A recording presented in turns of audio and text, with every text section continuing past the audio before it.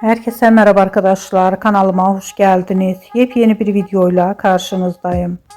Türkiye'nin ünlü ve başarılı oyuncusu Akın Akınözü'den yepyeni görüntüler geldi. Muhteşem oyuncumuz yeni görüntülerini sosyal medya hesabından paylaştı. Bildiğiniz gibi arkadaşlar, Akın Akınözü Aşk ve Taht dizisinde çekiliyor.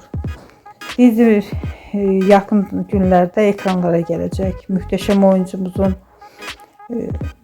yeni görüntülerini, karelerini görmek istiyorsanız da kanalımı izlemeyi ve bildirim butonuna basmayı unutmayın. Şimdilik benden bu kadar olsun arkadaşlar. Yeni videomuzda görüşmek üzere.